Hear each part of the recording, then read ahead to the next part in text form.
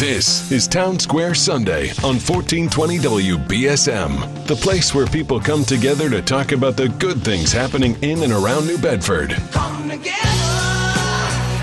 right now. Oh. And now, the moderator of Townsquare Sunday, Jim Phillips. And good morning and welcome to Townsquare Sunday. I'm Jim Phillips, and today we're talking about a problem that seems to be happening more and more, not only in the Fall River Diocese, but all over the country, really, and that's the closing of churches. Fall River Diocese announced last month in October that the St. Anne's Church in Fall River, a landmark, really, would be closing on November 25th. My guest, Louis Cavallo, had a wonderful idea. He said, well, look, there's enough people upset about this. Let's start a fundraising campaign online to at least show that there's some great interest in keeping the church open. And he's here to talk to us about that. It is the closing date, again, November 25th for St. Anne's. First of all, Louis, thanks for coming in. Thank you for having me. Now, I understand you're not necessarily a parishioner of St. Anne's. No, but I'm 10 minutes, maybe 5 minutes down the road. I mean, and it's where I go. I mean, we have a prayer group that I frequent. It's on Fridays at 2:30. Past 5 years, I'd been attending that.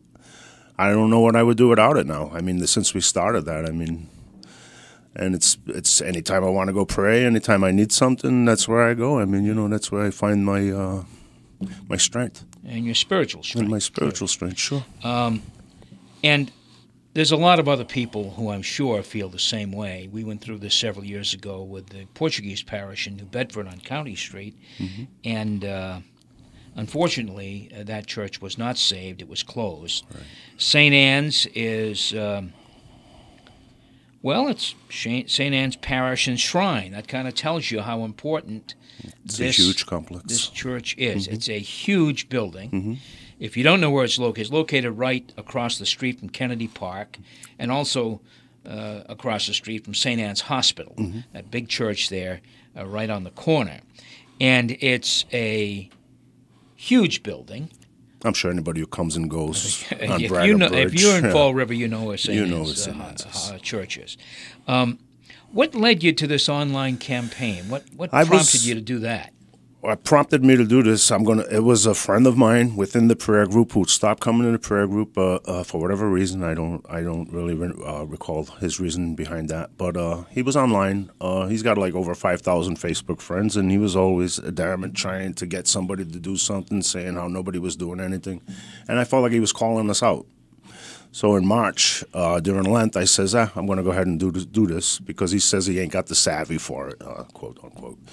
And so I says, okay, let me do this. I set up a Facebook page, Save St. Anne's Parish. I didn't set up the fundraiser right away because I didn't want to step on any toes. And I knew that there was going to be people asking, where's the money going? Where's the money not going to go? Who's handling this? Yeah. And sure enough, that's what happened. And Father David Destin, still the pastor at St. Anne's Church, he asked me about it, and I told him, yeah, it was me that had set it up because he'd seen me coming in and out of the church. He knew basically it could be me. So he asked me, I said it was me, and he basically politely asked me to take it down because it was during the Lenten season going towards Easter, and he didn't have time to field the calls because he said he was getting swamped with calls. And he told me and thanked me for my goodwill, and he told me that we'd get back to it. And I left it at that. I obediently did what he asked me to do, take down the Facebook pages, take down, the fundraising wasn't up yet. Yeah. So I didn't have to take that down. But took everything down.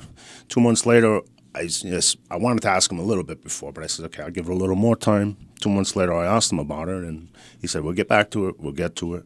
And I'm sure he was dealing with the bishop and everything else, and I'm sure he had all goodwill behind it. But, I mean, I think his hands are tied, and that's all I'm going to say about that. But I says, okay, I'll wait for him to get back to me. Nobody ever got back to me. We had a meeting at St. Mary's Cathedral, but it involved all the diocese, and it was not really particular about one specific parish, so it was not what I thought it was intended to be. Yeah. So I just left it at that, and then I says, okay, well, church is still open. We're still praying for the parish to stay open and everything else within the prayer group. And then all of a sudden we just get the rug pulled out from under us. It's October 13th. They sent the letter out to the diocese. They said that they had, I forget the word, but I think that they had exhausted their efforts as far as trying to locate funds to restore the parish. So I was like heartbroken, just like everybody else was, and I just like, okay, there's a leader of the prayer group. Her name is Jacinta da Silva, and I basically wanted to see what her reaction was. She was on vacation, so I hadn't seen her. So I was like, Jesse, you hear about this? So she says, yeah, and she's smiling ear to ear, and I'm like, okay, why are you smiling? And she says, there's still hope, there's still hope. And I'm like, okay, she says there's still hope. Maybe there's still hope. So we had the prayer group on a Friday afternoon. Monday morning, it was like I was plucked out of bed and put in front of my computer and told, put these pages back up, set this fundraiser back up, and see what it does. And that's what I did. All right, so you wanted to raise $1 million over a 30-day I figured I tried period. 10%. I know it was a little less than 10%. They're looking for $13 million. I says, let's shoot for $1 million. And you have come to find out that we're closing that's pretty in. tough. We're closing in on $10,000. Okay. We got a couple of checks in the mail outside of the GoFundMe. The GoFundMe's up about $5,200 right now, and we got a few checks in the mail. So we're looking right around $10,000 right now. All right, so any big hitters out there? I noticed you got Taylor Swift's autograph out in the hall. So. Can we contact her? But in all likelihood, you're not going to reach the. I have that feeling. We're still hoping against hope. But yeah, look, this is a remarkable parish, and I'm sure there are people who are very filled with faith there, and they want to see it remain open. But the hard facts are, it's not the first parish that's closed. No. And it won't be the last. No, but I think it is the heart of the city. I mean, this is the heart of the Diocese of Fall River. It's a shame. I looked into the history of it. It was built by the Dominicans. It was kept under the Dominicans up until the early 20th century. It was handed over into the diocese, early 20th century, and 100 years later, they squandered it. And that's all I want to say about that.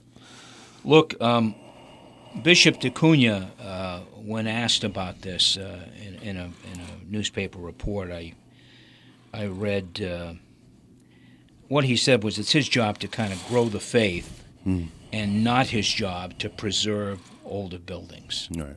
And there is some sense to that. I mean, he's got other issues about getting people to church. Right. And preserving buildings just isn't what he's supposed to be doing. I'm sure the group understands that, and we understand may not accept it. Yeah, exactly. To a point, we understand that. We just feel it's, I mean, we can say it's the heart of the city, and that's just a term, but we really do believe that. You know what I mean? You come on Braga Bridge, you go off Braga Bridge, you come in the city, any which way you're coming, you see the parish, you see it there. We know that it's not just Fall River, cities all over Massachusetts plagued with the drugs, plagued with the addictions and everything else. So it's just like a shadow is looming over our city, and it's just getting worse and worse. So we're like, if this is taken away from us, that's how we're feeling. It's just it feels like something is trying to be stolen from us. Yeah. You know what I mean? And we're afraid. And it's like, does the bishop have the fear of God?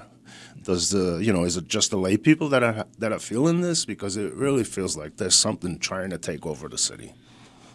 For those who may not know, Kennedy Park hosts a festival each year. It's not the Portuguese feast, but I believe it's the Feast of the Holy Ghost. Is that correct? Right, and people come from everywhere. Everywhere to go to that. It has the same sort of. I've always felt it was a little more traditional than the Portuguese feast. The Portuguese feast has its traditions and folkloric dancers and the parade, which is a traditional event. But you have a parade over there as well, which is a massive parade. Right, it is massive. And it is a little more traditional. to Portuguese Americans. And I believe it's associated, whether or not it is run by the parish or not, it's definitely associated with the parish. I mean, you see during the feast, the parishes are full, people in and out. I mean, even nowadays, I mean, you definitely. I go to a weekday mass. I mean, there's over 100 and some odd people there. I mean, that's pretty impressive for a weekday mass. Mm-hmm. They say they have 300 parishioners. I'm not sure if that's the count they have now. That's the number they use. That's not too much, but I mean, it's definitely, and people there go there daily. Yeah.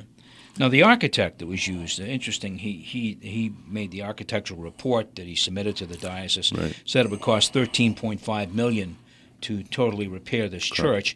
But what it doesn't say, what the church really doesn't say, is that this work doesn't all have to be done at once. Right. And it could be done piecemeal. That's right. And that would seem a kind of a reasonable approach to this. But again, I think the church is not interested in preserving all the buildings. Right. People aren't going to church, Louis. I know. My guest, Louis Cavallo from an organization that is trying to keep St. Anne's Church open. But again, I want to hit on that theme. Right. People aren't really going to church, and fewer people mm-hmm. are going to church, right. Which is sad. Mm-hmm. Very. But clearly, it's a fact. Definitely, it is. Okay, so in Woonsocket, 5 years ago, St. Anne's, I'm not sure if it's exactly our patron of St. Anne's, but it's a St. Anne's parish, same moniker. And they had a restoration going on. They turned it into an arts and cultural center. I think it's run by the people now, and it's doing pretty well. They don't have masses every day, but they do have services on the Sundays and stuff like that. So there's a parish, there's a priest that I'm not sure if he lives there or whatever, but there is a priest who does the parish masses there and things like that. And I think that for tourists, for a museum, or for something that could be turned into a beacon of light in the city, I think it can be done. I mean, I think you could still do masses there. And you can still have masses there. I mean, that's what I was kind of hoping that they would think about doing, so that it would be something to, these are the eternal truths of eternal life. Come, learn, Open, keep it open, 24/7 adoration. They used to have it at St. Anne's. I remember going there and pouring my heart out and receiving my favor that I was so in dire need there. I'm not going to disclose that, but so many people, Yeah. so many miracles go down in the past. So it's the parish has dwindled down to 300 people. So. Can 300 people save this parish? Probably not. Can they keep it moving forward? Probably not. So that's why I think it needs to be made like a museum, to open it up, to have it so that you can come and learn about the faith, eternal truths of eternal life. I mean, this is something that needs to be considered. Like I said, St. Anne's Woonsocket has done this. If anybody looks at it online, I believe it's... I think it's just St. Anne's Arts and Cultural Center. I think that's what it goes on there. It's in Woonsocket, Rhode Island. Institute of Christ the King is from Chicago, and they take on parishes and they restore them. But the bishop is the one who has to make the appeal. But they take it over and they turn it into tradition. So they show you how the Mass was before Vatican II and things like that. And that's what they're looking to preserve. Whether or not the Four Diocese is interested in the traditions of the faith, I don't know. Yeah, but I think that these are viable ideas. Was St. Anne's in Woonsocket the type of building? It looks almost the same. It's a huge basilica. It's high. Yeah, it's beautiful. It's online. You guys need to take a look at it. Yeah. All right. And take a look at Institute Christ the King. They just did one in St. Stanislaus in Milwaukee. They just did one in Detroit. And these parishes are full now. But they turn them into traditional Latin masses in the old way, with the incense, the Gregorian chant, all that beautiful stuff that we've lost, that have been taken away from us, Mm-hmm. Well, that's an interesting idea. Somebody has to sell it to the bishop. And you've got 24 days, as of our taping here today, to do it.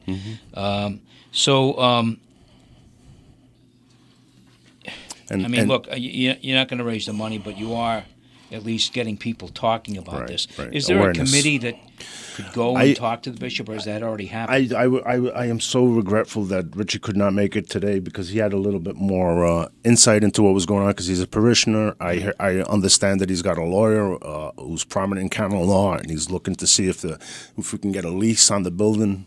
And that's pretty much all that I know that he was doing. And I have not really met him personally. I was hoping he was going to be here today because I think he would have had a lot more to add. Well, but you've added quite a bit, and so Thank you. I wish you good luck with this, Hey, Louis. thank you, Jim. Louis Cavallo of Fall River, who was one of the many people who's interested in saving St. Anne's Church, and he's come up with there's an idea. We've heard a new idea about turning it into a working church, perhaps not weekday masses, but a museum of some sort where people can learn about the faith. An interesting idea. Mm-hmm. I don't know if we'll ever see it, but it's an interesting idea. Louis, thank you very much for Thank you, coming in. Jim. Thank you so much. And we'll be right back. Townsquare Sunday. We'll be right back in just a moment.